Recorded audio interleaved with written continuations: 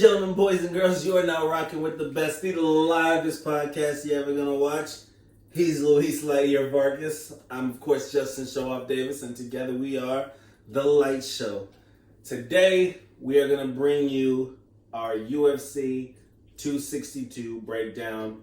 For those of you wondering, this is gonna kind of be like our second MMA show. Really, it's our third. If you were lucky enough to catch our official second, it was the recap of a pay-per-view that got banned and taken down because we had some copyright clips of the actual fight. So I thought you talked to the UFC about that. You know, I thought they were going to give us permission, but I have Dana's number, and I hit that fool up, and he was like, "Hey, yo, H, it's cool." And I was like, "All right, man, we in business." And then this fool just reneged.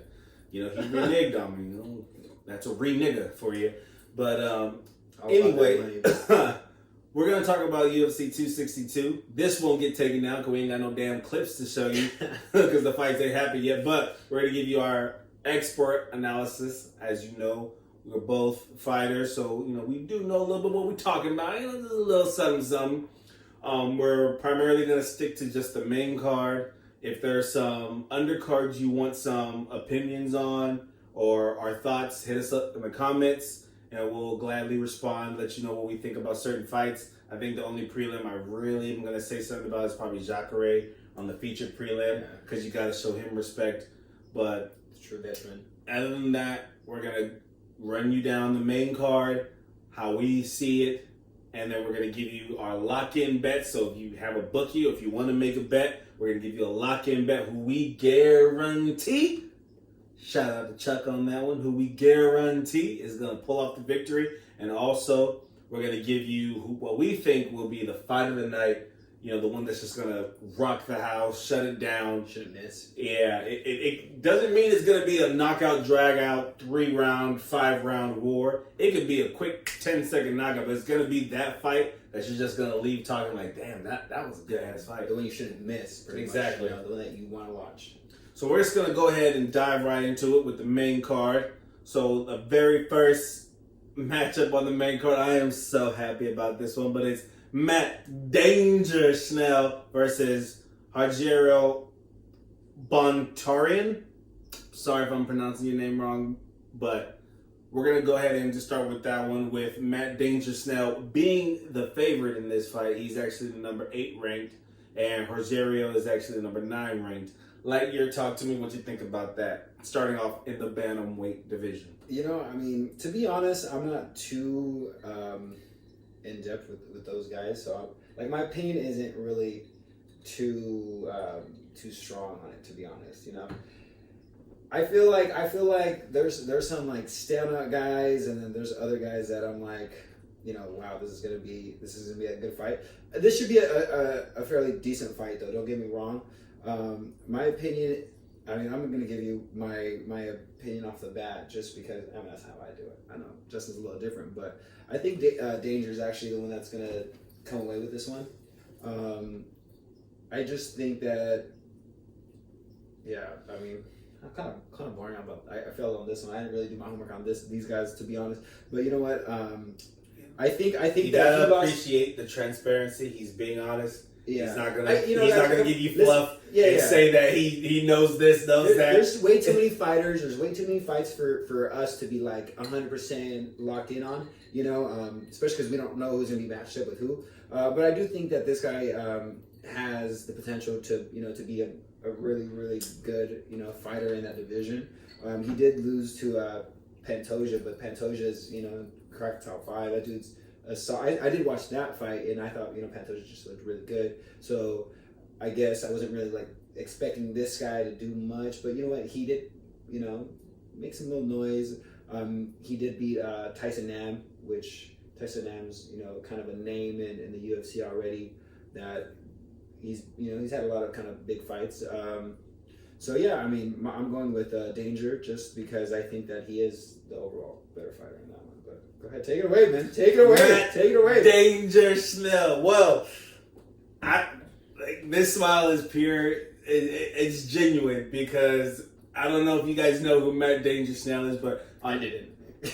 Back in 2010, 2011, MTV had a TV show called Caged, where they tried to do reality, because MTV's all about reality TV shows. So it was about... MTV, hit us up. Like that. Hey, it was about MMA fighters, in Louisiana, I believe it was, and they were just coming up as amateurs, and they were trying to make it big, and they were trying to make it as pros and get recruited by Tito Ortiz at the time. And Matt Danger Snell was one of the stars on the show. Spoiler alert, he actually got picked up by Tito and Team Punishment. They didn't last long, but it was his foot in the door, and he was the breakout star of that show. MTV, you need to put that on freaking Hulu or whatever. Cage, that was my show. When I started my fighting career back in 2011, I used to watch that TV show to get me pumped up. It was a reality show, but there was always fights in it. And you saw Matt Snell. He struggled to make weight on one of the episodes. He had to shave all his body hair to make weight. We've all been there. His coach ended up going to jail for 5 years and left Matt in charge of the entire gym, running it, owning it, having to collect the fees, pay it, and Matt put all that on his shoulders. So like Matt Danger Snell, I have had, such a fucking following for this dude since like 2011. So this means a lot to watch. This is his first time on the main card. So I'm extremely proud of Matt Danger Snell, and I am just rooting for him. So my pick is biased. So I'm going to say that right off the bat. Dang. So Argero, a great fighter. He really is a great fighter, but I cannot bullshit you and say that I'm going to pick against Matt Danger Snell, because before I used to get into my fights, I would watch MTV's Caged, and Matt Danger Snell was just somebody you root for. But to give Argero his credit, he does hit 69% of his wins are by submission. 69% of his wins are by submission. That is a big deal. And then when you think about it, KOs and TKOs, 19% of his wins are by that. And only 13% of his wins are by decision. So this guy finishes fights. So I'm not going to just say Matt can just roll over anybody, because Argero is a finisher. That is the definition of a finisher. Danger Snell, 38% of his wins are by decision. So just to give you a little context there, Matt's not really known for, his finishing prowess. So I will not be surprised if he gets, outworked or just caught with the big shot. He has been TKO'd before and stopped, but I just think Matt is finally hitting his stride. He's finally starting to put it all together. His significant strikes, he lands more than Argero, 4.2 per minute on his significant strikes. Argero only lands 2.19. So for every 2 punches that Argero lands, 4 Matt will land significant strikes. But the problem is Argero has more power behind his, hence why he has the more finishes. But I'm going with Matt Danger Snell. There's not that much more to get into. Like I said, my pick is very biased, so I don't want to sit here and then just Thank you, off. MTV. Hey. MTV, you put me on there. That's funny. So we're gonna go ahead and actually, you want to circle back to homeboy, the vet, the UFC. Yeah, that's it. Was he a Hall of Famer or no? Because he's been there and he's done it. I mean, he hasn't Jacare, Hall of Famer. I mean, I do like his entrance and when he does that. That is cool. Pretty gangster. You guys haven't seen him. He's a legend if you count his entire career. If you count just UFC, you would say no. But if you count everything he did in Strikeforce prior, you would say that Jacare is a definite legend. Going against Andre Muniz. I mean, that dude is, it's a straight pick 'em right now. There is no real favorite in that match, because Jacare's been on a little bit of a decline lately. That age is finally really catching up to him. He got knocked out on his knees by Kevin Holland.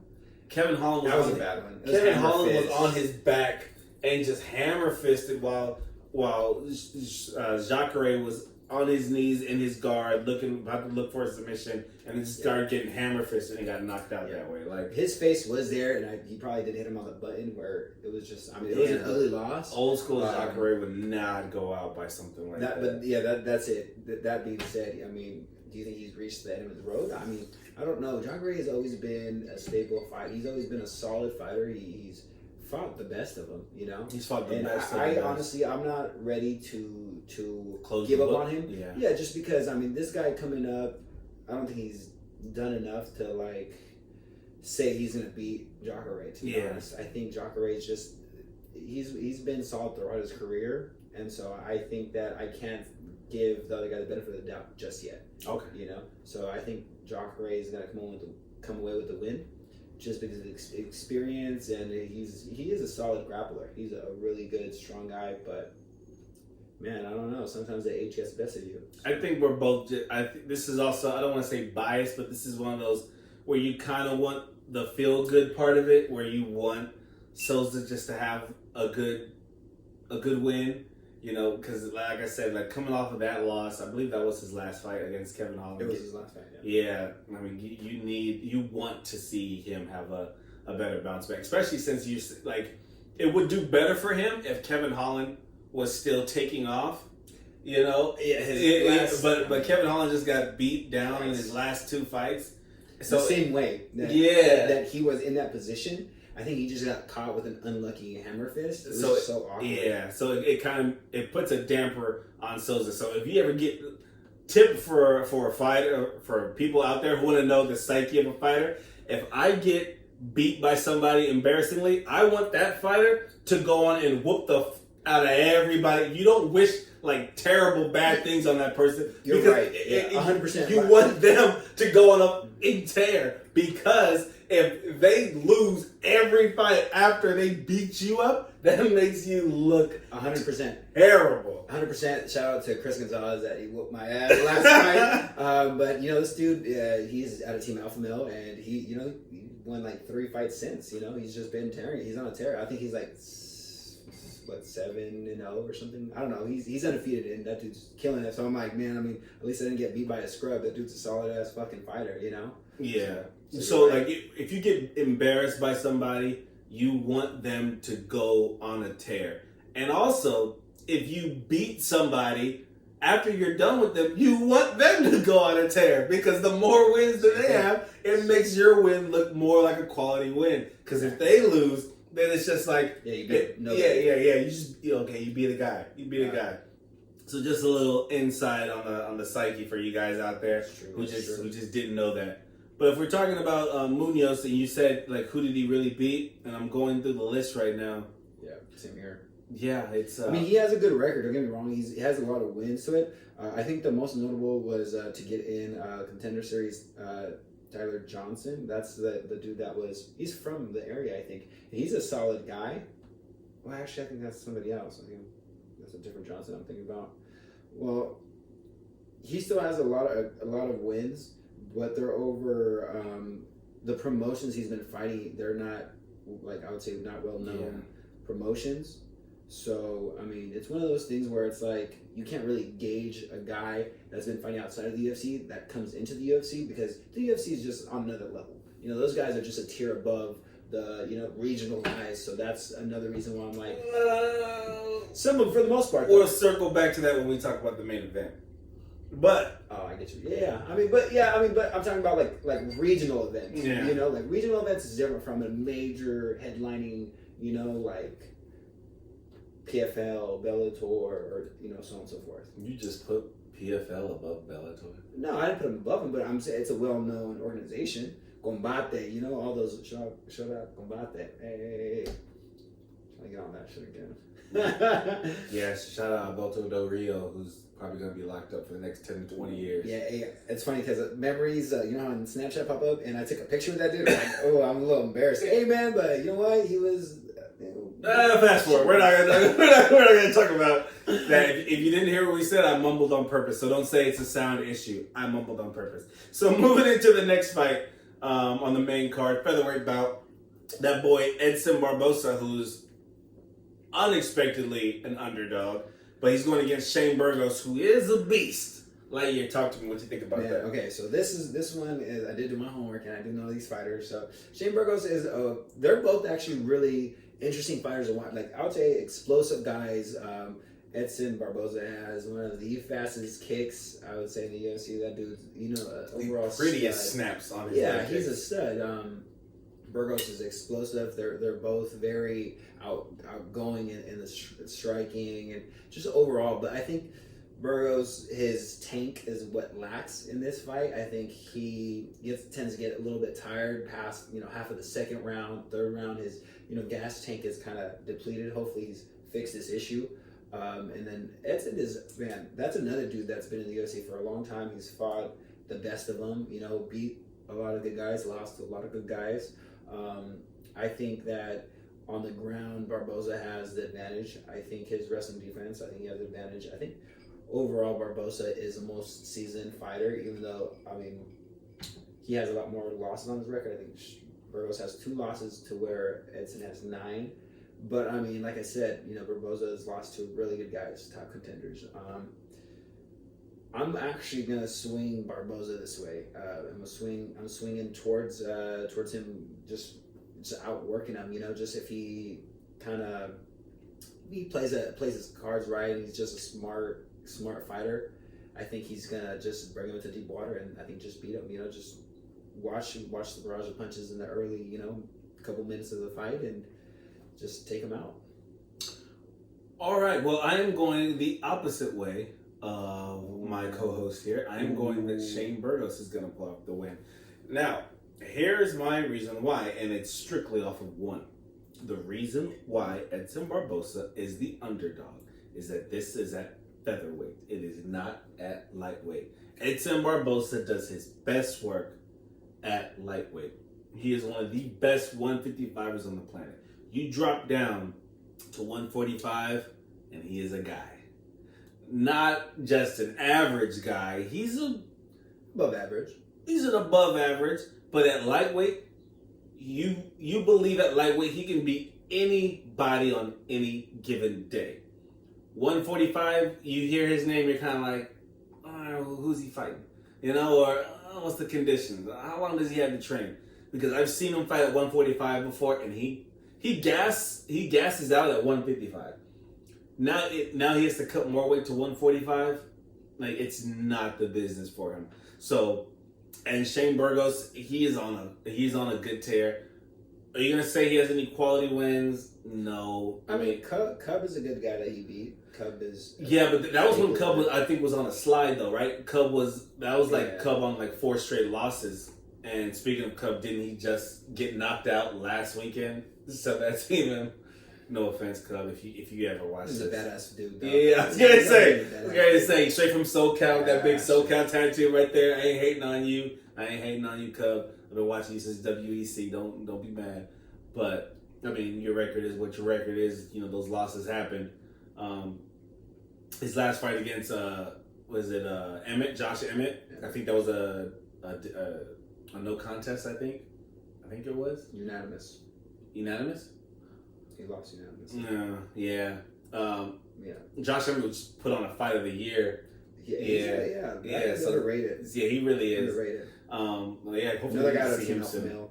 He is out of Team Alpha Male. They got a lot of stunts up there. But Shane Burgos, I definitely am picking him over Edson Barbosa strictly because it's at 145. If it was at 55, I probably would go Barbosa. He does have the prettiest snaps on his leg kicks. He's fast. Yeah, I think the only person who delivers harder leg kicks is Justin Gaethje because he can do it in a boxing range, and most people can't do it from a boxing range. But Gaethje can fire off those while he's in the pocket with you face to face. But I'm gonna go with Shane Burgos on this fight. Here we go. We got a fight, guys. We got Right, moving in to our next bout in the women's division, 125 pounds. We're going to go with Caitlin Chukagian, not sure the pronunciation, don't murder me, versus Vivian Orejo. It was Cohagian. Cohagian? I think you're trying to read the nickname. I was like, that's not her name. It's like Caitlin Cohagian. Chohagan? Yeah. Oh, like, so you're wrong. Thank you. No, it's like Cohagan. She's going against Vivi. All right, she's going against Vivi. Cohagan. Caitlin is number 2. All right, Vivi is number 7. Talk to me about this fight. Okay, we know you did your research on the women's fight. I did. Obviously, I'm not sexist or nothing. Come on, Justin. This fight, I mean, obviously, it's not even that, it's just that this one is kind of the ones where the women's fights, it's like we already know who the champions are going to be. There's no way that, I was scared of where you're going with that. Like, the champions are just so solid that it's like, you have It's hard to picture dethroning the champs. Yeah. And Cohagen's been the number 2 fighter for a while, I think. And, she already got her ass whipped by Shevchenko. It was bad. It was bad. So that's why I'm like, I mean, come on. But still, I think that this is going to be a fairly even fight. I think that let's see, where do I really stand on this fight? I think that Caitlin has obviously the better record. She's fought the tougher opponents. Definitely the tougher. And I think she's beat the tougher opponents. That doesn't mean that she can't be beat here. I think that even though she doesn't have, like, her stats aren't as good as her opponent, I just think that she's the number 2 for a reason. She just beat Cynthia. Shout out Cynthia. She used to train out in San Jose. And that girl is a solid fighter, so if she's beating girls like that, then, there might be something there. As far as Vivi, I think she is, the slight underdog for a reason, but I think she's going to be the more explosive fighter that's going to come with it, because she doesn't really have a big name where people know who she is. She hasn't been in any blockbuster fights, so she's trying to make noise, especially on this card. This is a great card to come, because people want to see who's going to be the new lightweight champion. So she's like, okay, I'm on the main card. I really got to fucking come down, throw down. So just that factor alone, I feel like she's gonna kind of upset the number 2 fighter. So that's my 2 cents. Definitely a card to watch, but I do think that this is gonna go all 3 rounds. I don't think it's gonna be a knockout fight, because I don't think either have the I don't want to say the power, but I don't think they're gonna just go on and like just a crazy. If there's gonna be a finish, it's gonna be by submission, and it's gonna be by Vivi, because 40% of her wins are by submission. There you go. Okay, but 80% of Caitlin's wins are by decision. So I'm pretty much expecting a point fight system, and Caitlin's gonna win by decision. That's how she beat Cynthia. Shout out Cynthia, like he said. That's pretty much how I see it. If the only way it gets finished is if Vivi catches her in a submission. Otherwise, if it's going to the judge's decision, Caitlin's going to win. She's going to hold on to the number 2 spot. And if she ever gets another title shot against Shevchenko, she's going to get her ass knocked out in the first round. Yeah. And here we go. All right. I mean, no offense to that matchup, but when you know when it's that champion, like, you're not taking that belt off of her.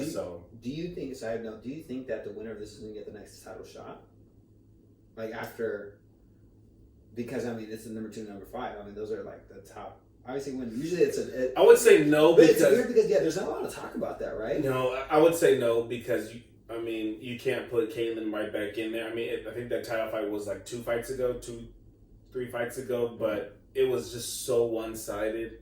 And then even after that, like, so then what do we do with her? Even after that, you can't put it as the main event. So there had to be another title fight above that fight. Yeah. To be able to carry it, because, and that's what I'm saying. She's just so many. It's not believable. The how you're gonna sell a pay-per-view is credibility. And no offense to Caitlin, you're a great fighter. You're number 2. But the problem is the champ is just that damn good. So if you build that as the top of the pay-per-view, no one's going to buy it, because there's no mystery on, like, oh, maybe this is the one, maybe this is the... No. That's true. I just don't see that. 100% true. Moving into the next fight, this is going to be big. The co-main event, which wasn't supposed to be the co-main event, but it got bumped up to the co-main event because Diaz got hurt. But the co-main event, El Kukui is back. Tony Ferguson in the lightweight division going against Beneil Dariush. And this is maybe a make it or break it for Tony because he's coming off of 2 straight losses. LightYear, talk to me. Man, this one's gonna be a good fight.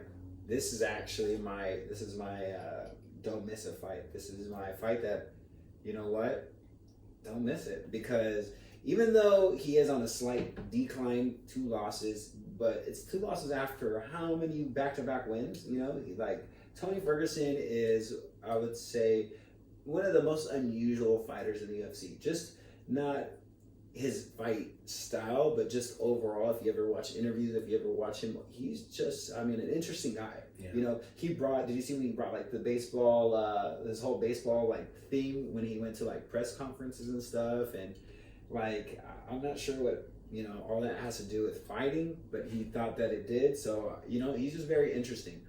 And Dariush, I'm sorry, his name.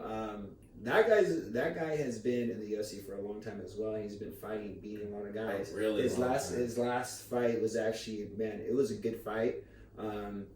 And then I don't know if you watched his interview. He was saying, you know, why did he get this guy? He wanted somebody in the top 10, you know, or top 5 because he thinks he deserves it. And he has a lot of really like outstanding knockouts, like in just spectacular fashion, where you're just like, well, like that's the meme where Joe Rogan and, you know, that crew is just like, wow, because, you know, he has really good knockouts. He has like a spinning like back fist, elbow forearm, whatever you want to call it. But at the same time, you can never count Tony Ferguson out. That guy has surprised a lot of people. That dude has been fighting for so long, and he's a monster. He has the hardest work ethic I've heard. And that dude is just, you know, he's just a guy that was so close to being the guy that's going to beat the unstoppable Khabib. Everybody for the longest time, I thought he was going to stop Khabib. But that never happened. He never fought him. When he was in his prime, he was a monster, you know, and you just never know because off his back, that dude is just, he got nasty elbows. He has really good definitely jiu-jitsu. Showed that against Charles Oliveira. I mean, come on. Let's be real. He got a little bit older, but if that fight was a couple of years, let's say 4 or 5 years ago, I think he'd just beat Oliveira. Because Oliveira wasn't what he is now either. I mean, time is the number one thing that's going to change a fighter. So you can't say that. So Oliveira got better while Tony got worse. Yeah. I think that happens. You can't say that's not out of the realm of possibility. Like, he has been building himself up. Oliveira has been building himself up for the last, 2009 or 10 or something like that. 2010, I think, is when he started fighting for the UFC. Like, something outrageous like that. He's been in this game for a long time. He has dudes. But I do think that Tony Ferguson is a beast. This one, I was so on the wall about. Like, I'm just like, I like Tony Ferguson, what he stands for. He's a Mexican American. Like, you know, that you know, hits hard. You know, I love, if you're a Mexican American, if you have, you know, even Latin descent, like, I'm cheering for you in the UFC, you know. But this one, like, I do believe Beneil is a motherfucker. That was a beast. That dude is coming. You know, he wants to get his due. And his story about, like, he just had a baby, so that's another thing that's going to add on to him and his legacy. He wants to build something for his kid. And that, I think that does, you know, that does do something for people when you have something else to fight for other than just yourself, right? But that being said, I'm going with Tony on this one. I'm going with Tony. You know, you gotta, you know, Tony is where I'm at. Tony's where I'm at. So take it away, Justin. What's up? What do you think? Where's your Tony's gonna get his ass whipped. Here we go. Here we go. Right. I just gotta say, first off, all that weird shit Tony talks about and does, it annoys the shit out of me. Right? He's so crazy. It fucking annoys. So crazy. Honestly, I'm gonna be honest with you. I've never liked Tony Ferguson, so that's why. It might be a little biased. If you ever watched him on The Ultimate Fighter, when he made the comments about what's his name's dad, who had just died, I could care less about Tony Ferguson. And I know he apologized afterwards, but he was drunk when he was drunk when he made those comments. But that's how he really felt, and it was caught on camera and it was on TV. So it's just, I never could get over that. So I don't know. Personally, that's why you're cringing over your eyes. I'm talking about him. Just never. Justin. Well, that's funny. And I mean, don't get me wrong. I feel it though. If I just talking about strictly in the cage, he is a great fighter. He's very unorthodox, but he gets hit a fucking lot. He likes that war shit because he thinks that he can break anybody. He can walk through anything. That's why he's the boogeyman, El Kukui. He can walk through you and then you'll break. But unfortunately, the last 2 outings, he has been getting his ass whipped. Justin Gaethje beat the dog shit out of him. But he never quit. You got to give it to him. He didn't quit. That was I'm sorry. No, backing up and shaking your head to me. If I was a ref, I would say you quit. But what I'm saying is like he didn't quit. He wasn't shaking his head like, oh, I can't take it. He was shaking like, God, I gotta get in this. Like, even though I'm getting robbed, like, even if you put both hands up like this, he's there. He's in the cage. He wasn't quitting. You see guys turn their head. You see guys fall if to you the ground. see somebody put both hands up and shake their head while they're backing up, that means no mas, no mas. And for you Mexican Americans, no mas, no mas. Like he's there to throw it down. That's why I love that dude. He's there to fucking throw it down. Or get thrown down, which is what Charles Oliveira did to him, and beat the shit out of him in the fight after the Gaethje fight. When Tony was just like, that's just an anomaly, it's just a setback, champ shit only, hashtag champ shit only, and got his shit. Hey, but you know it though. Got his shit rocked. Got his shit rocked by Charles Oliveira. So, I mean, Charles Oliveira's been with the UFC probably just a year after Tony, a year or two after Tony. And so for him to say that Tony's just on the decline, because of his age, Charles Oliveira been there just as long, and now he's hitting his peak. Yeah, but people I think you can't say that about everybody. Can I make my argument? Nah, man, you're dissing Tony. I think Tony rested on his laurels a little too much. I get you. I think he believed no one wants to fuck with me on the ground because they're afraid of my elbows or submission. I throw up submission after submission. Shout out to him and Eddie Bravo because he does throw up submission after submission. He does have wicked elbows, but I think he rested on that way too much, and to where I don't think he was ever improving. And he's unorthodox style, was always leaving his chin wide open. Check Joe Rogan's podcast. Joe Rogan says it all the time about Tony. Is a very unique style, but leaves his chin wide open. So he was always open to getting hit. His fight against Lando. Go watch his fight against Lando Bonata. He almost got knocked out in the first round. He took like 20 punches. And the only reason why Lando didn't win that match, which really bothered me, is because he started showboating on Tony. Instead of going in for the kill, he started showboating, and then he started gassing himself out, and then Tony started catching him. It's just like, well, yeah, you saw he was hurt. Go in for the kill. Why are you showboating back? Like, it didn't make any sense. Yeah. I think Tony rested on what he knew he was good at. And it lasted, I think he went 12-0? Yeah, something. Yeah, the 12-fight win streak for like over 4 years. So, honestly, yeah, I can see how you can get comfortable and just be like, I'm not worried about this. Charles Oliveira was going 1 win, 2 losses, win 3, lose 1.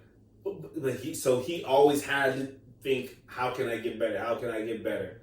And so if you're talking about how they both came up around the same time, I think one rested on what they were already good at and the other person got better. So I am picking Beneil. But Beneil's last couple fights, he's been getting tagged a lot because Beneil keeps his freaking shit up too and his hands are down. So if Tony cracks him a couple of times, I can see Beneil going out. He's on a 6-fight win streak because Beneil Dariush is like LightYear said, he's finally starting to click, having a kid, all this other stuff. But he gets tagged a lot, just like Tony. Yeah. So this is going to be a good fight, but I'm picking Beneil. It's going to be a good firefight. And to add on to you, what you were saying about the longevity of his career, like you said, man, he likes getting punched. So you don't think getting hit so much is going to decline your career in the long ways? Like Pettis. Man, I thought Pettis was winning, and then this dude came out of nowhere and he won. Tony Ferguson, that is. Same thing with Gaethje. Like he gets hit a lot, and it's gonna be for sure a firefight. They're both gonna be like in the ring. Let's go. Like I guarantee they're gonna like at one point like Tony's gonna be like, come meet me in the middle type of stuff. But that's what makes such a fight so exciting. I think you're thinking of Max Holloway. No. Like Tony Ferguson likes to fight. Like he likes to fight in the fire. He likes to get hit. He likes to. That's what kind of makes him like such a like. I would say an interesting fighter because that dude likes to get hit. He has to get hit in order to like turn on or in order to like really like the Hall of Famer Tito Ortiz said, "Show me a guy that likes to get punched in the face, and I'll show you a stupid guy." All right. That's true. The point of it is to inflict as much damage without having it being inflicted on you. But there are those guys that like getting hit too. You gotta be real. There are some crazy maniacs that like getting hit. Not me. I hate getting hit. I don't like getting tagged. But I mean, once I get hit, a switch turns on, and I'm like, I'm ready to kill you. Like it's like kill or be killed, and something's. But you also become kind of reckless too. Very reckless. But that makes interesting. That makes an interesting fight. He has Tony. I have Benil. We'll see. We're gonna move on. We might have to circle back on that one. Main event time. Ooh. Michael Chandler versus the aforementioned Charles Oliveira. Charles the Bronx Oliveira. Who you got? What's going on? All right. So, man, I gotta say this up front. Michael Chandler is my favorite fighter. So, with that being said, I mean, I don't know what more there is to that. Michael Chandler is, in my opinion, a really solid fighter. Just overall, he does have his losses. Don't get me wrong. He does have his weaknesses. I wouldn't say weakness, but he has obviously like overconfidence is his weakness. I would say he is not overconfident, but I think that he's. Like, because he puts in the work. If you put in work, you're very confident. I wouldn't say it's overconfident, but there is strengths of your opponent that you are overlooking. Maybe I don't know if he's going to overlook it. Charles Oliveira, excuse me. He is a solid fighter as well. Don't get me wrong. This is going to be I think a dog fight. This is not going to be an easy fight. I think Charles has great jiu-jitsu, amazing jiu-jitsu, but you can't overlook Michael Chandler's wrestling. If Michael Chandler just goes out, sticks to his game plan, whatever that may be, because obviously he has great coaches, he has a great team, he has a great overall, I would say, mentality. If he sticks with his, just game plan or whatever their coaches talked about, I think he's going to come out the victor just because there is a blueprint to beating Oliveira. He has progressed as a fighter, and he has taking the right steps to be where he's at now. Obviously, he's the number one contender for a reason. Well, no, number 2 technically. Because Gage. I mean, not Gage. Because Dustin. Yeah. Which is all that's another crazy, the whole different story. But Dustin's a sellout. I'm not talking about that guy. I do think that it's going to be a good fight. Michael Chandler has to watch out for the guillotine of Oliveira because wrestlers get caught in that a lot. So I mean, that's my one thing where I'm gonna be, because he's a wrestler. He's gonna come in. He's gonna try to strike with him. I do think on the feet, Michael Chandler is just gonna be too much. But Oliveira does have, I think, the reach advantage because Michael Chandler is a short dude. But he's just gonna be so much more powerful. And I know for a fact Oliveira doesn't like getting hit. So he's gonna do a lot of things to avoid it. But if Michael Chandler can time him, if he can cut him off, if he can put that pressure that he did as his last fight, man, he's gonna knock it out of Oliveira. I do believe that Oliveira is, like I said, a great fighter, but man, there's just so many different scenarios that I've thought about that this fight can have it. Because what happens when they're on the floor? If they're on the floor, does Michael Chandler let him up? Does he ground and pound him? Does he? Because if you ground and pound, you just got to be really good position, because it's always position over submission. You got to be smart. You gotta know where your limbs are at all time, because your ankle, your knee, arms, everything is just so tempting for a jiu-jitsu player, and so that's why I'm kind of iffy. But if Michael Chandler goes out and just knocks him out, man, I'll be ecstatic. I'm gonna probably put $100 on Michael Chandler. I hate putting a lot of money on fighters, but I'm so pressed to support this dude just because he is my favorite fighter. I mean, I'm so biased about it. He's a great guy, and You know, we touched on it like a couple days back. You know, he does have a son, a black son. Come on, how can you hate that? You know, he adopted, you know, a little boy. You know, so I don't know. I think I'm a little biased on this. So when you go ahead, give me your 2 cents because I'm really interested in your opinion, Justin. Let's hear this. What is it? Michael Chandler is gonna get his ass whipped. No, I'm just kidding. Oh my gosh. Cut. I'm ending this podcast now. No, I'm just kidding. Here is my. Let's hear it. Here's because my, it is a good fight overall. It's my gonna be honest opinion. Let's hear it. I think Charles Oliveira has definitely improved leaps and bounds beyond what anybody thought he would ever do in his career.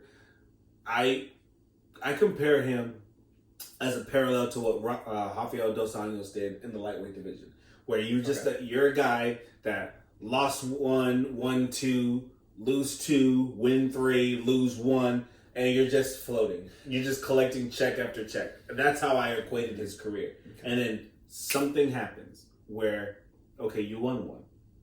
Okay, now you won 3. Okay, now you won 5. Okay, now it's like, damn, like what's different? And that 5 is not, oh, you're just beating these newcomers coming in. It's no, you beat the number 10. Okay, you beat the number 7. Can you beat the number 6? Okay, hey, someone's injured. Can you beat the number 3? You beat the number 3, and then all of a sudden you're just up there. You know, yeah. And the next thing you know, you turn around, you're just like, wait, that's the guy who was like a 500 UFC fighter. Like all of a sudden he's up there. That's the progression of Charles Oliveira. So I just want to get that out of the way and say I respect his career. Like fighters I respect the most are the ones that had that kind of freaking, you know, journey. Some people are just blessed with the greatness that just go in there and they just go on a tear. Anderson Silva, John Jones. The people like they just go in there and they just run through everybody. But the people that grind to get to that title shot, like who don't have a big following, he doesn't have a big name.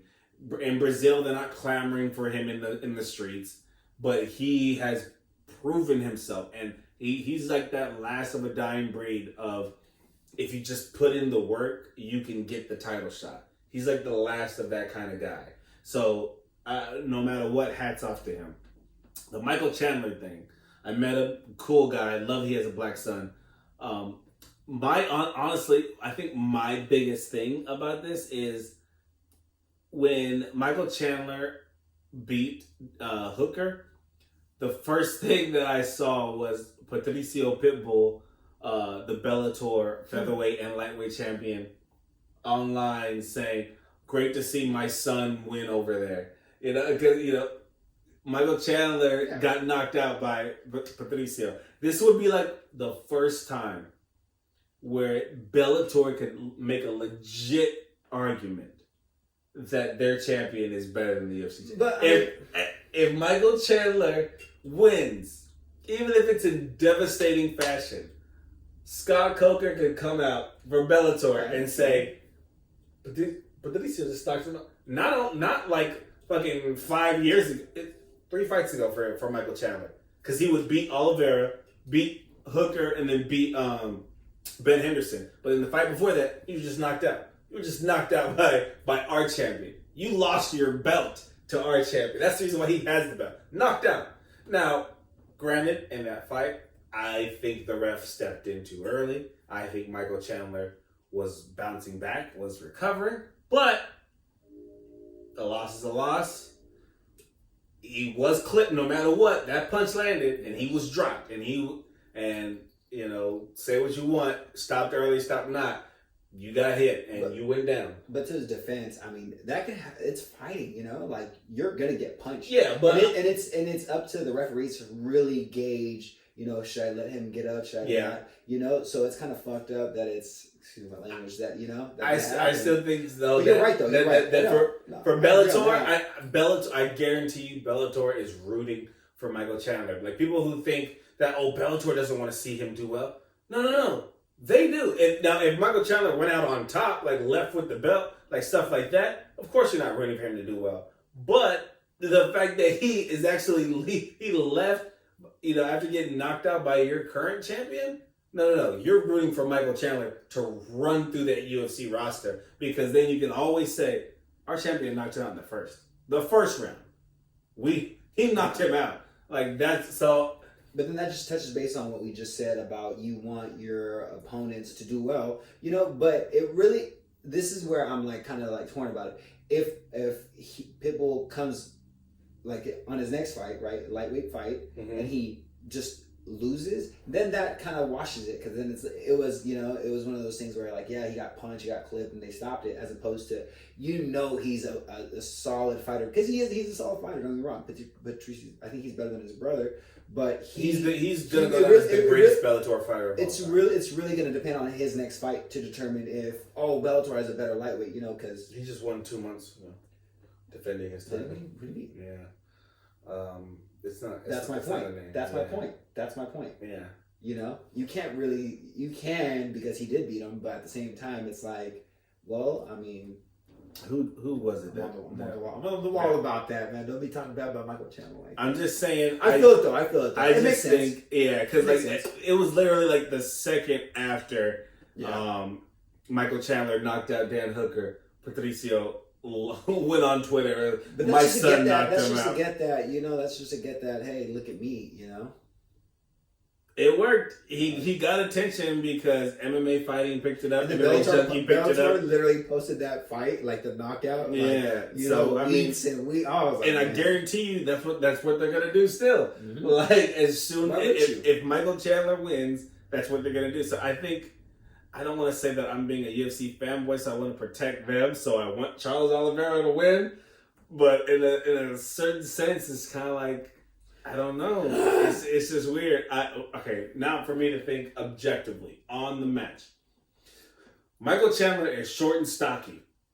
Don't let his weight fool you. Fighting at 155, this guy is thick.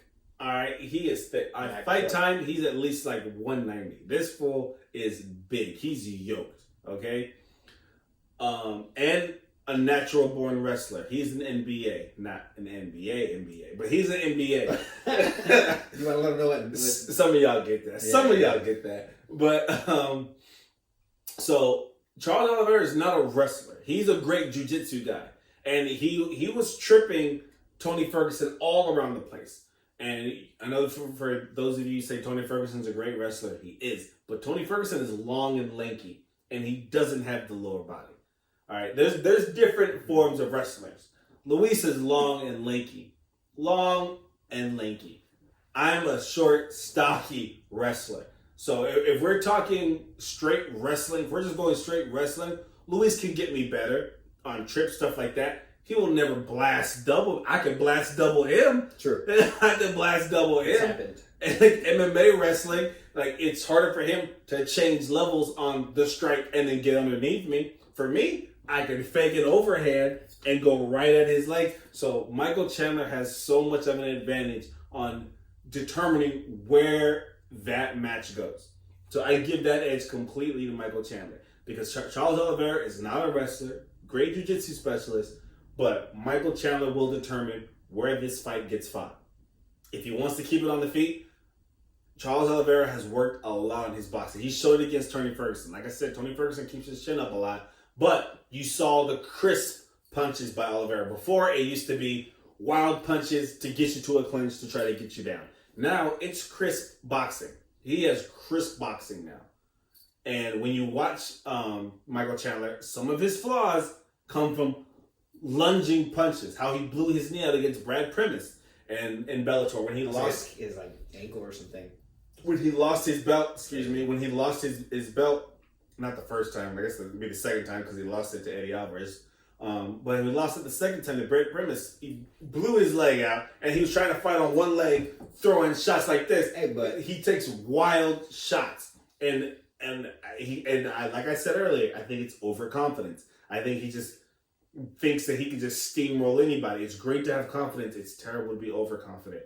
So I just think if he keeps it in the pocket, like when he chased Dan Hooker, that was calculated. Now that's a difference because he was stalking Dan Hooker. If you watch that fight for like the first minute and a half, Dan Hooker was just circling outside circle. So he was chasing him, chasing him, and then he realized Dan Hooker's not throwing anything back. He's not throwing no proper counters. He's just really just standing there. So then what am I going to do? hook to the body, come up to the top, and you catch him. So if he measures his strike like that, I think he'll be able to get him. I don't think Charles Oliveira is going to back up as much as Dan Hooker did. I don't know what mental space Hooker was in. I know he was forced to quarantine, be away from his family, and he was going through a lot of personal things. But Oliveira's been waiting for this matchup been waiting for a title shot for a long time. So him versus Chandler is going to be amazing. After all that rambling, my pick, I am picking. I haven't made a pick yet. That's why this is going to be live. This is live right now because I have not made a pick. I have honestly been thinking about this fight back and forth. Let me add something real quick. Go ahead. I do want to add this. Styles make fights and stuff, and one of the things that I do when I do my research is I see wins, losses, who they won, who they lost to. And Michael Chandler has 2 losses to Will Brooks, and Will Brooks. Oliveira actually beat him. So Oliveira missed weight. Though. Oliveira missed weight by 6 pounds. Yeah, but he choked him out. Missed weight by 6 pounds. Yeah, I'm just throwing that out there. I mean, I don't know. I remember that fight. I watched it because I'm a huge Ill Will. And the stats on if you miss weight are in your not there. favor. It's especially by 6 pounds. That's huge. So it's like stuff like that don't go into the record book. Like you'll see an asterisk, but you have to scroll all the way down to see why it would happen. But Oliveira missed weight by 6 pounds for that fight. But Ill Will still took the fight, and I remember that fight so vividly because Ill Will was on his back. And he just, every time he tried to get up, he couldn't. And Joe Rogan, I think Mike Goldberg was still there at the time, and they were just saying, well, it's not fair. He can't get up because Oliveira must wait. Will Brooks is sucked in, and he's trying to survive, but he just can't do it. But for my official pick, I guess I'm going with Chandler because he has a black son. I met him. I'm rooting for him. But to answer your question, he just beat Patricio Pitbull, beat Emmanuel Sanchez. Technical submission. He's not bad. He's not a bad fighter. April 2nd, yes, that was just last month. Wait, what weight was that? Because that was his featherweight title. Yeah, see. So he's still bouncing back and forth though. Yeah. That was for the tournament. So he hasn't fought anybody in lightweight yet. So that's fine. But I mean, anyways, the guy's a beast. That's beyond the point. Who cares about that guy? It's Michael Chandler, what we're talking about, and that's it. I hope Michael Chandler can pull it off. It's gonna be a good fight. We had a lot of biasness on this one. We're sorry about that. Our next MMA one, we're not just gonna try to. I'm not sorry, Michael Chandler on the way. We're not gonna keep it specific to one card. We're gonna talk about all the MMA news that's been going on. Nate Diaz possible return. Where does Jorge Masvidal go from here? Talk about sellout Dustin Poirier.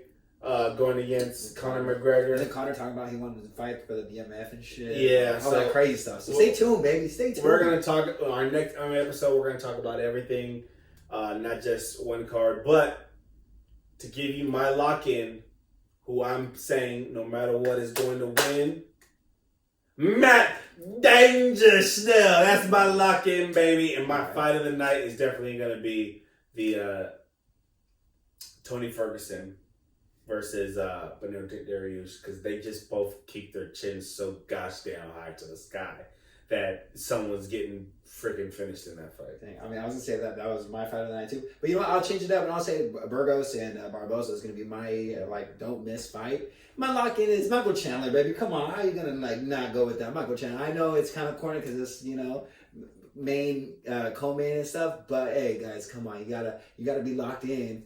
And this card ain't the damn heaviest. All right, shut up.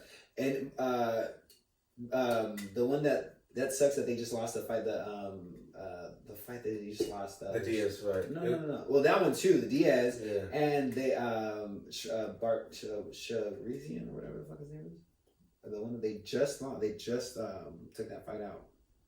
Sorry, guys. Time out. Thank you for ruining the end of this podcast. I appreciate it.